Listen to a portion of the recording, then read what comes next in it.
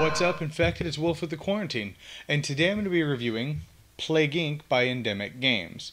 Plague Inc. plays 1 to 4 players. It's recommended ages 14 plus and takes about 60 minutes, which I would say is about accurate. So what is Plague Inc.? Well, Plague Inc. is a board game version of the highly popular, what started out as a flash game and then became a mobile game and then became a PC game, video game, where it is basically reverse pandemic. You are the viruses just trying to wipe out humanity, and Madagascar ruins everything, is pretty much what Plague Inc. is. So what is the board game?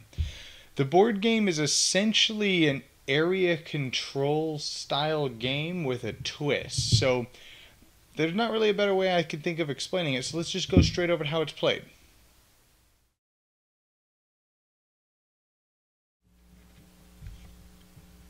Alright, before I get started, I do have to state as usual that this is a review, it is not a tutorial. So if I do make any rules mistakes, or if I do leave any rules out, this should still give you a basic idea of how the game is played, so you can determine whether or not the game is for you. Now, when setting up, each player is going to get the player board of their chosen color, the tokens and virus cubes of their chosen color, 5 of these trait cards, and a starting country that kind of looks like this. Then you're going to place the starting country out in the region, which I'll explain in a second, and you will place 1 virus cube, as I've already done, on top of it. So in this case I've set up for a 2-player game, but I've only got 1 player board. Now I also have to state on the back of the bacteria, you see here, on the back of the bacteria board is the virus board, which does play a little differently, but I'll leave that for you to discover. So let's look at what a country card looks like. So you have where the country is. So this is Italy. It is in Europe. It has 4 city spots on it, and then it can be reached via air. So it's got an airport on it. Some of them have, Panama for example, has a seaport on it. But other than that, they all look pretty much the same. There's a few exceptions which I'll get to in just a minute. But once all that's set up, you're going to take a specific number of these country cards based on the number of players. I want to say it's like 27 or something for 2 players. You're going to take all the trait cards, shuffle them, put them here. All the event cards, shuffle them, put them here. Then you're going to, of course, shuffle up the country cards and then deal 3 face up right here. Now the game is ready to be played. So you're going to randomly determine who goes first. So for the sake of this review, red player will go first. They're getting away from me there. Red player will go first. So whoever the first player is starts on 0. This is the victory points and currency. And then player 2 will be on 1, and then 2, and then 3, and so on. And then now you're ready to play. So when it is your turn, each player is going to go down the turn summary. So I'll go down it, then you'll go down it, and the next player will go down it, and so on and so forth. And you'll just keep going down this. So what you're going to do is you start off with the DNA phase. So you just read what it says, score 1 DNA point for each country you control. So control means you have the majority of cubes in the country. So with the US, I control it because I have the most cubes there. So I will go up by 1 DNA point. And then you want to look at your player board because you have 2 printed on abilities. This one here is bonus DNA. During the DNA phase, you score 1 extra DNA point, so I will actually have 2. Now both of these are always in play, and you can always use them unless you cover them with mutations, which I'll kind of get to in a second. So that's the DNA phase. Then you move to the country phase. So you can choose a country card from these 3, and you're going to either place it on the board, or you can discard it to get 5 new trait cards. Which, if I can, there we go, you'll get 5 new trait cards. So what we're going to do is we're going to take Panama, right here, and you will place it in the continent that it's supposed to go to. So in this case it would be North America. You'll then refill this card here, and then your turn's over. Or not your turn's over, that phase is over. However, I could have discarded that, removed it from the game, taken these 5 cards, removed them from the game, or not remove them from the game, but just discard them, and then draw 5 more, if I wanted to. Then you're going to move to the evolution phase. You can pay DNA points to put one trait card, which are these, onto an evolution space, which you have 5 right here. And I keep bumping the camera, but you have 5 here. So I have 2 DNA points, and I have these trait cards. So let's take a look at what trait cards do. So this up here is how many DNA points that card costs. This here is the gross thing that it does to the victims. Then you usually have some kind of art that's pulled out of the game. And then you have the traits that it adds. Now there's several different traits. There's waterborne, heat resistance, cold resistance, lethality, and I'll get into what these do in a moment, airborne, and you have infectivity. So for the purpose of this, I will spend 2, so I'll go back down to 0, and I will evolve airborne. So it's just air transmission. So I'll put that there. Then you move down to the infection. So what you're going to do is count the infectivity on your player mat, and then place that many tokens. So you start out with 2, and if I would have evolved headaches, it would have given me another one. So I'd have placed 3 cubes. But I'm only going to get to place 2. However, the way you infect is there's a couple different things. You have to, you must be able to, you must have the resistance to the location, and you must be able to transfer there through either region or air and water. So I'll explain what that means. So if you notice, North America, let's pull this back so you guys can see it a little better. If you notice, North America has an airport, a seaport, and then these are all just black. So what that means is, because I already have a virus on the airport, one of these 2 I can put over in South America because it also has an airport. Or I can also put one here in Panama. Even though I don't have waterborne, it's in the same continent, so I can just place one there with no problem. There are a couple exceptions, which is what I meant by the climate resistance. You have Canada, which you need cold resistance, and you have Kenya, for example, that you need heat resistance. So in order to place there, you need to be in the continent. In case of Canada, if I'm not in North America, I would need airborne and cold resistance to be able to place things here. So that's pretty much the way that works, but for my example, I'm going to place both of them in Panama. Now, you move to the death phase. So what you're going to do is, any continent that you have fully infected, meaning every city has a cube on it, whether it's yours or not, whoever has the majority, if it's that person's turn, they get to roll this die, which is a pretty cool looking, looks like somebody sneezed blood on it or something. So you are wanting to now roll below your lethality. So my lethality is 1. So in order to kill Panama, I would need to roll 1, which I didn't. So nothing would happen. My turn's over, moves the next person. But let's say I rolled a 1. So you're going to take this card, and you're going to take your cubes off it, and you're going to score 1 DNA point for each cube. So in this case, I would score 2. And then I get to keep this card here. Then I get to also draw 1 event card. And I'll get to event cards in a minute.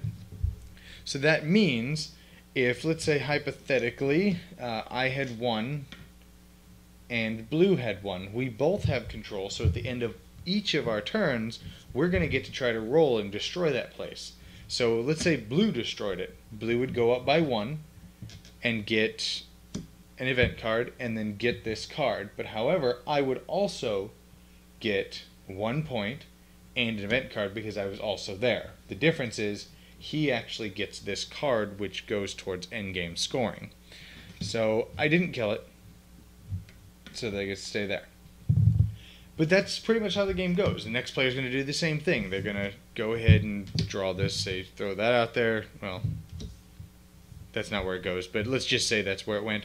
Then he's going to evolve some things, then he's going to throw out a couple more cubes, and maybe he's going to fly over to the United States and put 2 like that, maybe, and so on and so forth. And it's just this big power struggle back and forth.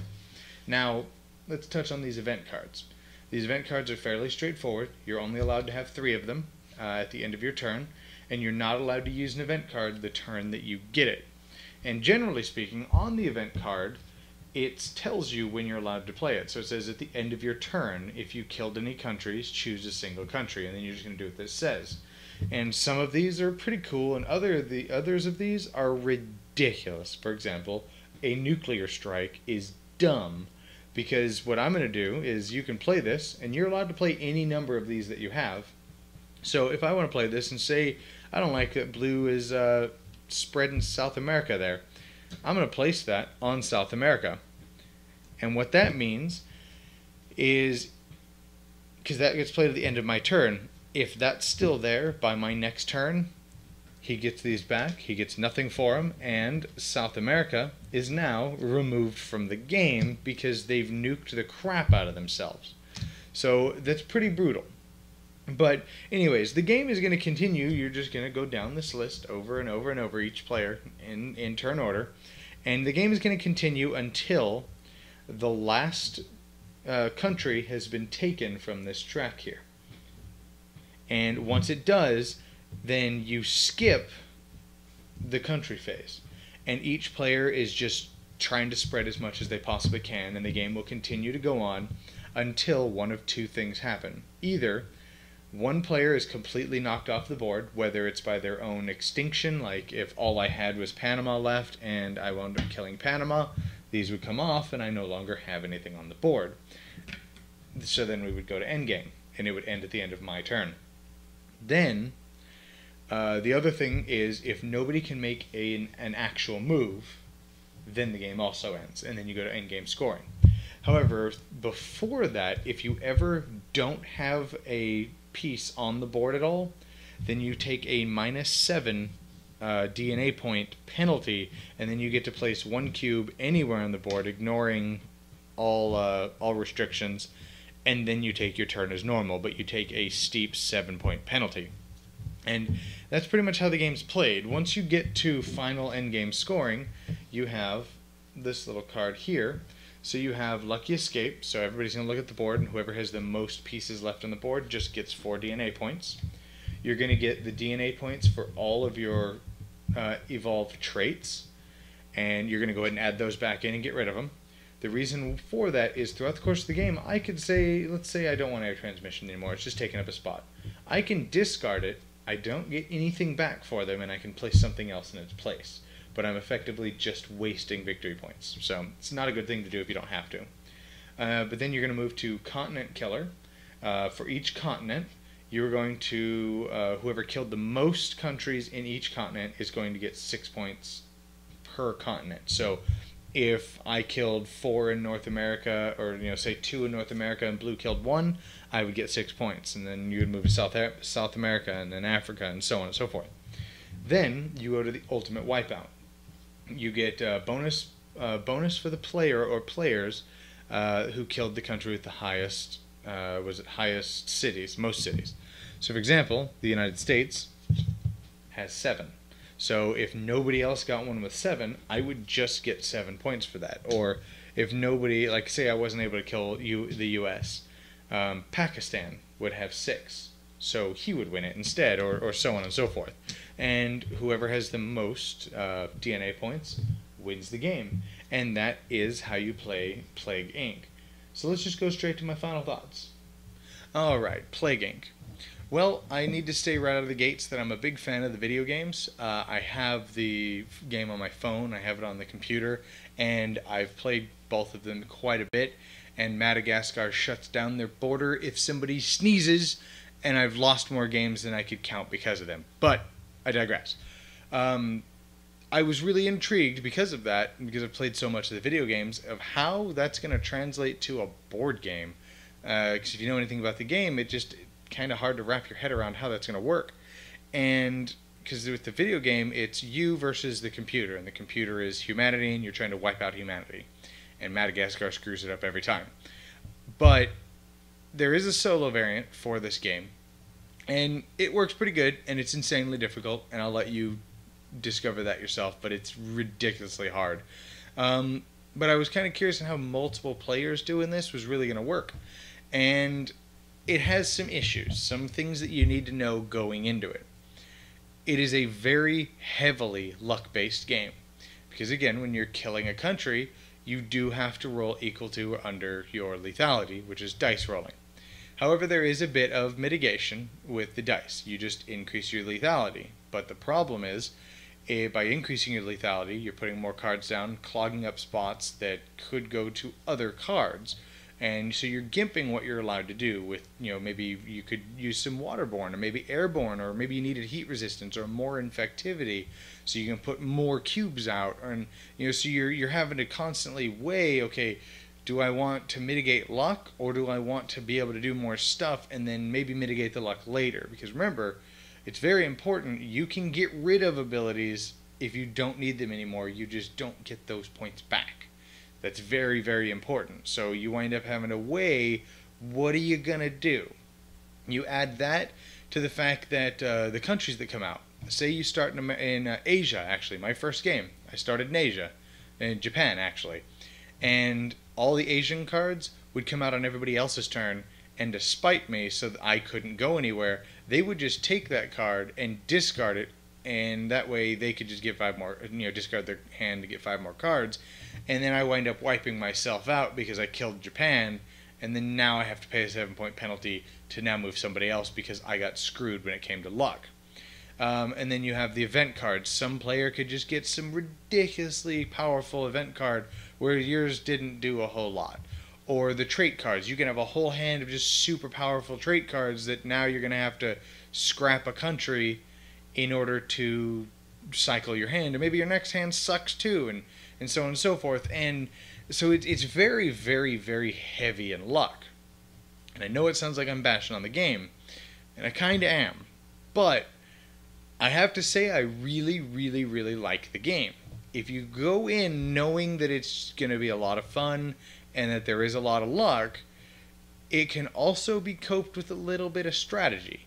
Because the mitigation, like I mentioned, with the lethality, I love that. Because now you're going, okay, do I want to mitigate the luck? Or do I want to maybe add so I can kill on 1s and 2s, and then up my lethality, explode across the map, so that way I'm getting benefits from everybody else, or not my lethality, your infectivity, and maybe airborne or something, explode across the world, and then spread in there, and then scrap all those, go ahead and take the hit and points, and then just dump down a bunch of infectivity and just kill everybody.